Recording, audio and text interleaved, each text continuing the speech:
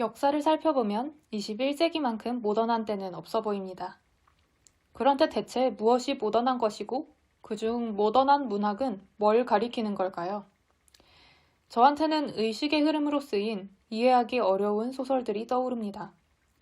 예를 들어 버지니아 울프의 자기만의 방이나 제임스 조이스의 젊은 예술가의 초상, 우리나라로 치면 박태원의 소설가 구보씨의 일일이나 이상의 날개가 있겠네요. 이렇게 제1차 세계대전 전후에 서양을 중심으로 일어난 예술의 흐름을 모더니즘으로 보는 경향은 지금까지도 주류를 차지합니다.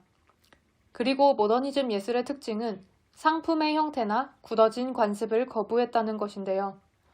1900년대 들어서 자본주의가 빠르게 성장하면서 상품성은 최고의 가치로 떠올랐습니다.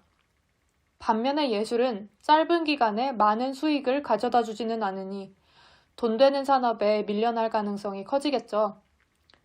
이런 상황 때문에 예술가들은 예술이 궁지에 몰렸다고 느끼고는 여기에 대한 반발로 쉽고 잘 팔릴 만한 언어로 쓰기를 오히려 거부했다는 것이 모더니즘에 대한 일반적인 인식입니다. 하지만 요즘 학자들 사이에서는 모더니즘을 1920, 30년대 유럽보다 넓은 맥락에서 바라봐야 한다는 이야기들이 나오고 있습니다. 예를 들어 더글라스 마우와 레베카 워커위츠는 정보통신으로 세계화되는 이 시대에 모더니즘이 지역적인 유럽 중심주의를 극복해야 의의를 가질 수 있다고 이야기했습니다. 수잔 프리드만도 모더니즘은 하나의 특징으로 고정되길 거부하는 흐름인데다가 세계가 복잡한 연결망으로 엮이고 있는 만큼 이제까지 주목받지 못한 세상의 다양한 모더니즘을 살펴봐야 한다고 주장합니다. 초점은 조금씩 다르지만 학자들은 모더니즘이 더욱 넓은 공간과 시간의 문학을 포함해야 현대와 걸맞는 통찰력을 제공할 수 있다고 이야기합니다. 이 영상은 그중 모더니즘 논의에서 자주 언급되는 프레드릭 제임슨의 A Singular Modernity, 즉 단일한 근대성을 간략히 살펴보려 합니다. 제임스는 어느 한 시대만 근대적이고 모던하다는 생각은 편견이며 모더니즘 예술은 아직 완성되지 않은 근대화에 대한 반응이라고 주장합니다. 모더니티의 기원은 나는 생각한다, 고로 존재한다라는 데카르트의 철학으로 거슬러 올라갑니다. 믿을 만한 존재는 나밖에 없다는 이 명제를 기점으로 서양에서는 나 자신과 내 의식 바깥에 있는 존재를 분리하면서 정체성을 형성하는 경향이 생겨납니다.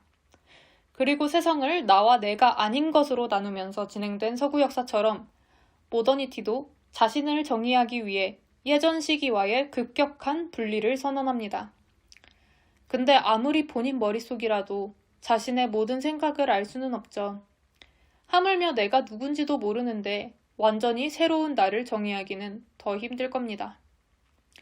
모더니티도 자신을 과거 시대와 구별하지만 정작 자기의 속성을 완전히 밝히지는 못합니다. 손에 닿고 눈에 보이는 제한적 단서로만 정체성을 정의해야 하니 임의적인 시대 분류에 그치는 거죠. 게다가 근대적이라고 하면 낡고 못난 과거를 완전히 밀어내는 것 같지만 역사에는 과거와 단절과 불연속성, 획기적인 순간이 꾸준히 있었고 과거 없이는 현재도 없습니다. 어느 한때만 콕 집어서 근대적이라고 할 수 없는 거죠. 제임스는 이렇게 특정 시대만 근대적이라고 보는 현상을 자본주의의 발달과 연관짓습니다.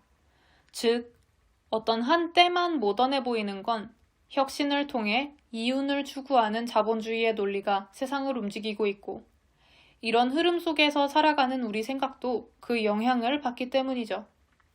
이렇게 이 책은 근대성의 근본적인 특징을 찾아내려고 하기보다는 사회적, 역사적 맥락을 살펴보며 앞부분을 끝맺습니다. 모더니티가 주관적인 분류에 불과하다면 예술적 모더니즘은 어떻게 이해할 수 있을까요? 자본주의는 물질적 풍요를 불러왔지만 사람 사이나 사람과 사물 사이의 관계를 미세하게 쪼개서 인간을 고립시키기도 했습니다. 그리고 끊임없는 혁신으로 이윤을 추구하는 자본주의처럼 모더니즘도 난해한 언어를 이용한 형식적 실험으로 혁신을 추구하는 듯 보입니다. 그런데 제임슨에 따르면 모더니즘을 포함한 예술의 시대 구분은 사회의 필요에 따라 구성되었습니다. 사실 지금까지 자리 잡은 모더니즘의 정의는 제2차 세계대전 이후에 미국 비평계가 사회 안정을 위해서 발명한 개념입니다. 그런데 모더니티와 달리 모더니즘 문학은 아직 실현되지 못한 가능성을 향합니다. 즉, 자본주의적 소외가 팽배한 세상과는 다른 세상을 보여주는 거죠.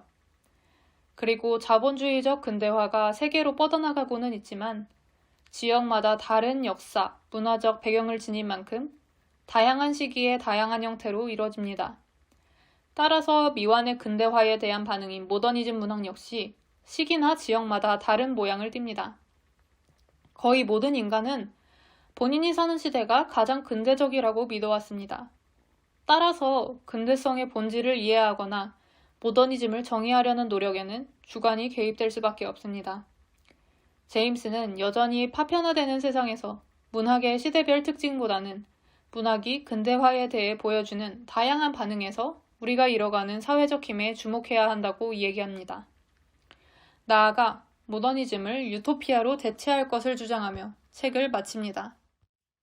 정보화 시대의 디지털 사회에 사는 우리에게 진짜와 가짜, 사적 영역과 공적 영역을 구분하기란 점점 어려워집니다. 그렇다면 새롭게 돌아온 우리 시대의 모더니즘은 정보와 경쟁의 물살에 휩쓸려가는 우리가 은연중에 놓치고 있던 것들을 찾아내도록 도와줄 수 있지는 않을까요? 맹목적 성장 바깥의 세계, 미완의 근대화에 대한 다양한 반응을 그려내는 모더니즘이 시공간적으로 확장되고 있음을 의식한다면 우리는 근대성을 다루는 문학 작품을 전보다 훨씬 풍성하게 만나볼 수 있을 것입니다. 나아가 여전히 근대화 한가운데 놓여있는 독자에게 현대사회를 향한 다양한 통찰의 기회를 열어줄지도 모릅니다.